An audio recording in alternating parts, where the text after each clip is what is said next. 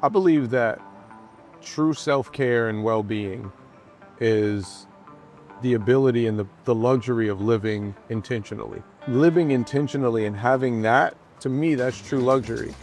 I am Manila, and if you know me, you know I will put you on. This is Our Block.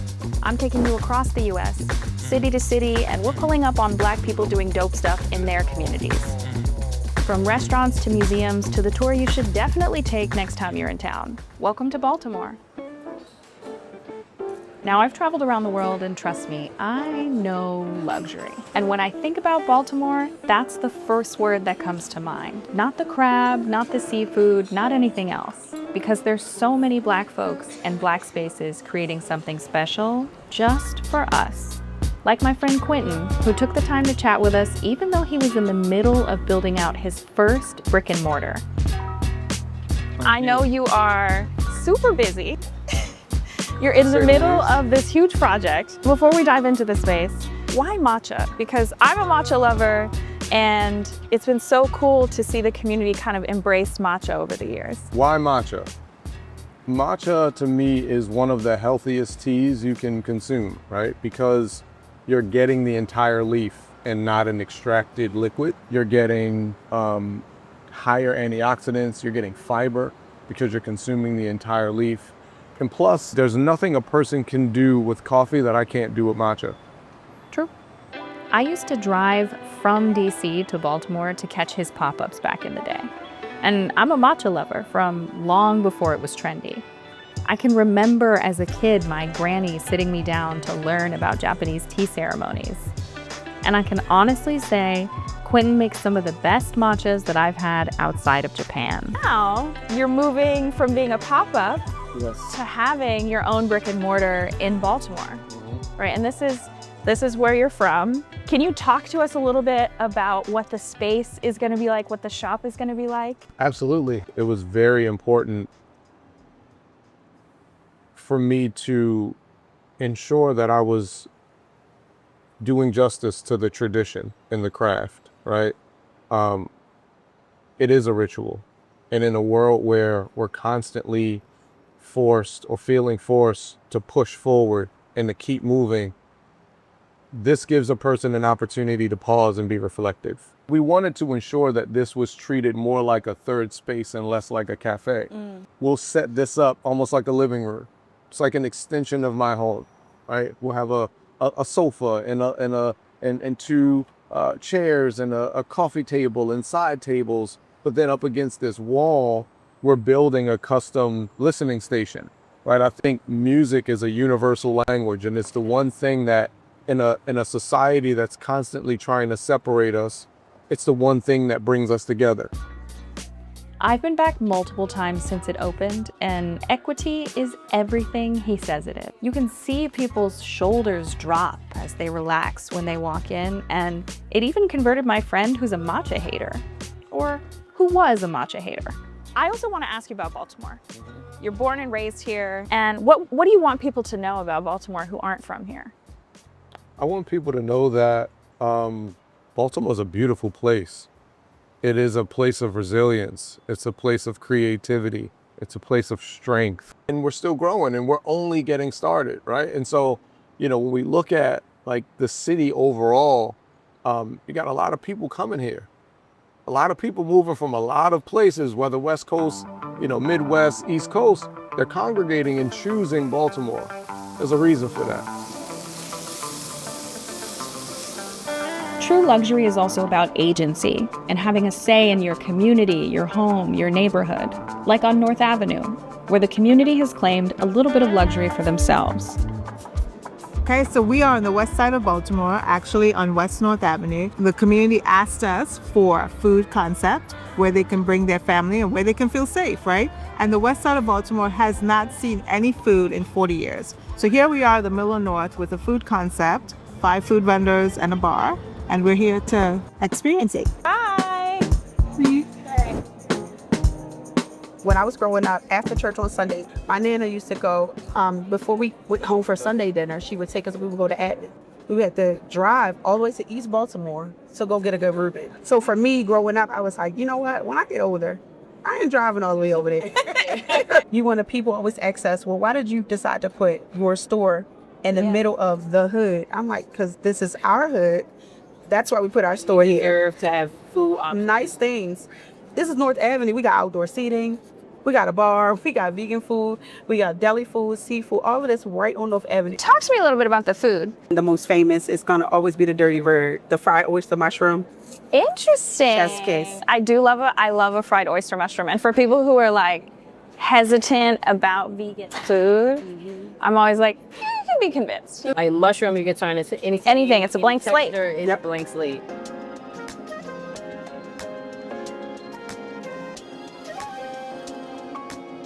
The Mill on North has great food. The music is going. There's local groups meeting at the tables. It's an example of what happens when you listen to the community. The best part about my job is that I get to tell our stories, to help make sure we can speak truth to power, preserve our history, and be seen in all of our complexities.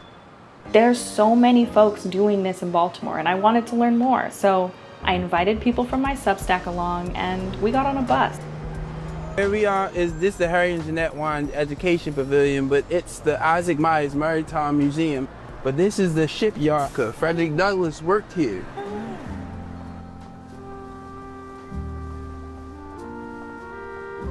The city is 60% black, so we're everywhere. We're the foundation of many communities. Billie Holiday also grew up in this neighborhood, and we're gonna be going through her actual home too.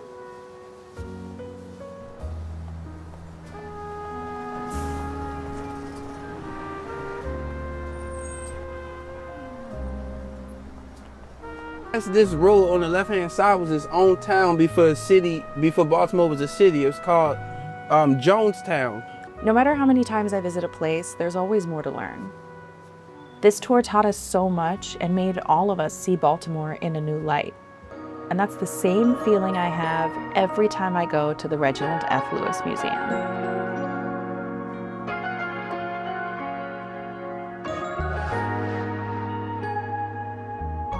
So the first thing I would want them to know is that the information that we house in this museum is not political. This is fact, it is truth, it is experience, it is memory, and those are things that really are important for us to be able to move forward through a time that is incredibly contentious. We have to tell our own stories so they don't get erased and so they don't get changed by someone else. Places like this museum are a window, but also a record so that we get to see ourselves clearly, past and present. This exhibit is to talk about Lewis's life and to talk about him as a whole person. So often people just focus in on the business and the money that he made. Yeah. But to know how devoted he was to philanthropy, devoted to his family. He came from a relatively large family, and that was really important to him. What do you want people to understand about Baltimore as a city, and especially in relation to your work here? Baltimore is a strong, prideful city. The other thing about Baltimore, it is incredibly rich with culture and history. I don't know that people understand that in colonial times, Baltimore City had the most free blacks in what was the nation at that time. Oh, wow. You know, Baltimore is coming back. I'm not sure that Baltimore ever went anywhere. You know, it's just that things are kind of coming together in a really positive way for the city. To me, one of the things that Baltimore has always had is good food. Flavors from all over and incredible talent. Baltimore is one of those places that I didn't know I could call home. You see so much on TV about, the crime and, some of the bad things that's going on. And then you get to the city and it's something completely different. It's so much about the culture, the togetherness, especially with Black folks. I mean, you talk about traveling, right? Especially being in the military and developing kind of a more eclectic palate. Do you feel like trying so many other foods made you appreciate your own food more? I didn't understand how interconnected we were culturally with other cultures until I ventured out and traveled. And with, Louisiana having French and Spanish influence, it just all came together for me. The influence of the diaspora is global, so our foodways are global, right? You have etouffee on your menu. Yes. And we see up and down, especially like coastal United States, the ways that our communities eat being reflected across the world, I think is so beautiful. Yes. Oh my gosh. It's so amazing to see how influential our heritage, our ancestors, our culture has influenced the masses. Food shows us who we are. It's memory, it's history, it's culture, it's struggle and joy all on a plate. For Black folks, it shows us where we've been and how we've shaped the world around us. This is a Creole restaurant in Baltimore. It's a small reflection of the diaspora and a reminder that we can always find our way home. I commend you all. I feel like that supporting us in this climate, especially in this climate, there's never been a greater time for community than right now.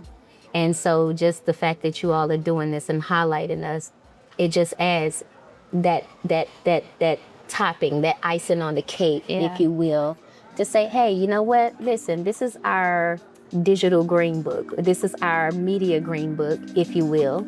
And this is where we are. Baltimore, here we are. Creole Soul Kitchen and Bar, here we are. And yes, let's get it poppin'.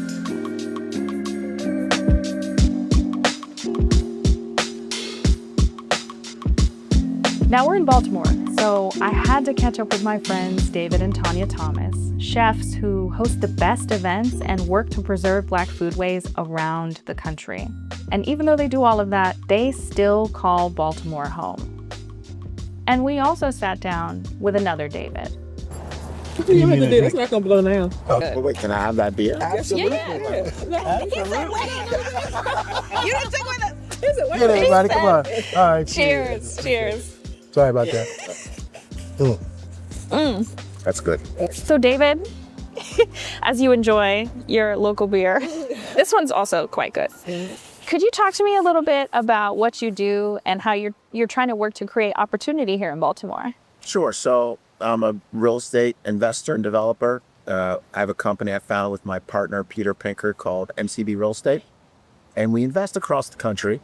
But a lot of the projects we do here are a mix of what I would call, regular real estate investment deals, as well as projects that have a civic purpose, or a double bottom line, so to speak, community investment projects. So what we are trying to do, our part of the equation, is to create the built environment, the buildings, the infrastructure, and all those things, so that businesses and people and communities have a place to thrive and grow. We have waterfront property in DC. You don't see small businesses in there.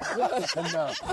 You don't at the wharf go down there and see anything like what I just saw when I walked inside to use the bathroom. When this was first built by a gentleman called James Rouse, the Rouse Company, it was called a festival marketplace, which meant all kinds of cool things you could come here and do and see. I remember there was a kite shop. There was like there used to be a store called Hats on the Belfry. There's all kinds of cool, unique concepts, and that's what we're going to bring back here when we redevelop it and put these new buildings in. And we're excited about that because that's what's going to show people the soul of Baltimore. We were having this conversation before, and I said, and I tell people all the time, Baltimore's in Maryland, and Maryland is the northernmost southern city. Let's see. So when you look at it in that respect, we have, that southern hospitality edge, and then we also have the edginess of the north at the same time. And some people don't understand how that works here, where you can have so many people that, they're busy, they're trying to live their lives, but they're also willing to do anything for anybody. That's what separates us from other cities. So But I think just in the conversation when David, we talking about what he has done, and he's at the mill as well over there, Compton. You notice that both of them are from Baltimore. They're homegrown. They're homegrown. So they have an investment and a care about this city. And seeing that we all grew up here, and we know what it was like to grow up here. And even back then you had your issues, but it's something that no matter what, I left away and went to school and still came back here. It's something about Baltimore. I'm always going to be here. People always talk about, but two of you could have gone to New York and opened. I said, we sure could have. But we know that Baltimore, we want to highlight Baltimore. We've always said that Baltimore needs to have the light shine on it the way it's supposed to. So much of what people are building here starts with family and community, and with creating what they need for themselves, like this plant-based ice cream shop. Our first son was born at 23 weeks. He was 1 pound, 4 ounces, and he was allergic to dairy and soy. 8 out of every 10 African Americans are lactose intolerant globally. Yeah. But we're not represented on the ice cream shelf. No. I grew up in a household with, my dad had a lot of food allergies. And at the time, right, 30, 25 years ago, there wasn't a lot of options. Right. And a lot of what we had was not super great. There's very few brands. 10 years ago, there wasn't a lot of options. Very limited options. We'd have to go to like the specialty kind of health food store, and then it would be like these 3 things. I've never seen a sweet potato pie ice cream in Whole Foods or Mom's or any one of them. In the United States, I think the reputation of vegans is it's very like white, hippies. Or they think it tastes like cardboard. Both, yeah. And in reality, Black people are more likely to be vegan and going vegan at a much higher rate than the rest of the population. And veganism has such long historical roots in the civil rights movement and beyond. But it's somehow not part of the image of like how we consume or how we create food.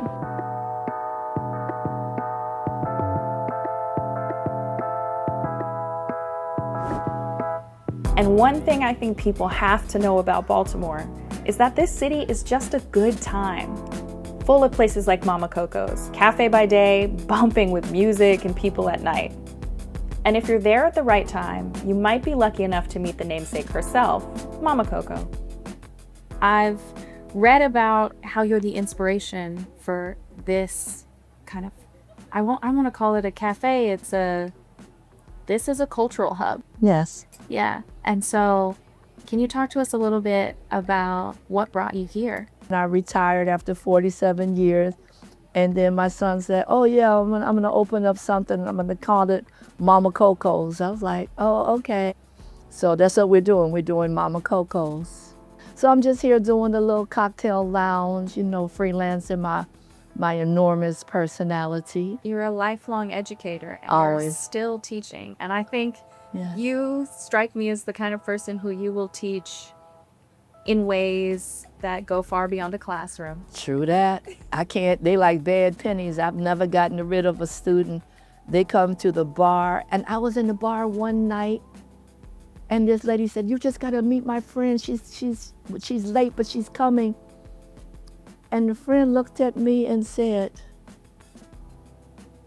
you taught me first grade in Monrovia, Liberia. And I looked at her and I said, and it was some 34 years later, I said, and you're Julianne Neal. And I said, and you were my best first grade student. She said, and her friend said, yes, she's my OBGYN doctor. And then Julianne said, but she taught me how to read. Well, thank you. It has been an honor. It really has been. Thank you so much. I'm really excited we made it today. Oh, I'm glad too. And I love a person that got a ring on everything. I've never been able to keep them on my thumbs. I don't like the way they feel on my thumbs. Me either. And this is my minor travel set. I have more. Yes. But each one has a story. I know they do. I love shiny things. I love luxurious places like this. Unapologetically, for us, by us. We deserve nice things. That's the whole idea behind Rooted Rotisserie. One of the hardest tables to snag in Baltimore, by the way. sitting in a historic building in the same neighborhood where Chef Joe Burton grew up.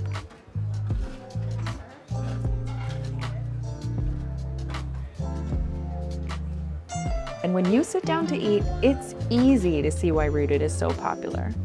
The food is familiar, but somehow even better than memory. And yes, they're known for their chicken, but you can't go wrong with anything else on the menu.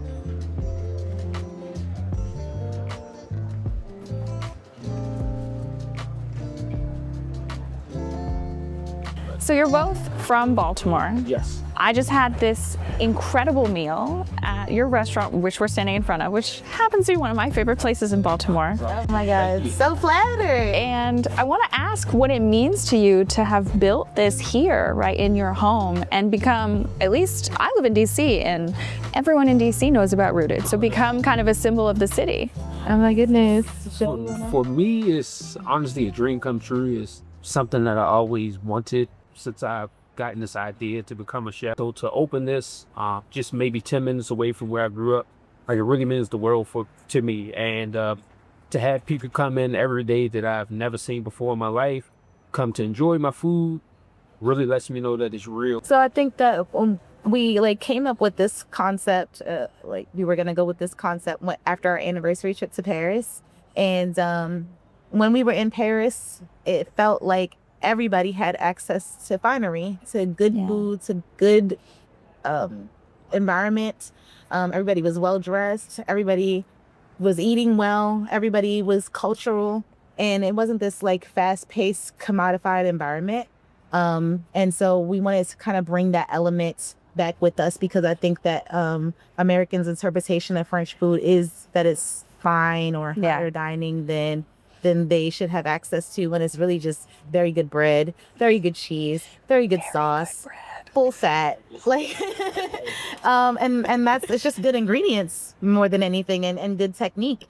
And we wanted to bring that back. I mean, we could have gone anywhere, right? We could have gone downtown and Harbor East and charged $1 million for a pepper steak, but just having it in this up and coming environment, even just the location alone, we wanted to highlight accessibility. Ultimately, sometimes the goal doesn't have to be everywhere and do everything and also become millionaires. All trying to be Amazon. Sometimes the goal can be, like in your case, right, really good hospitality. Yes. And in my case, I want to tell stories that really matter and figure out how to make a living, but maybe I'm not Oprah. And also maybe I don't want to be Oprah. And that's okay. Baltimore is a city where people really show up for each other. A place with incredible food where everyday folks take our flavors and spin them in ways you may not expect, but still hit. It's a place where people have immense pride and history is continually being made. And to me, that is Black luxury.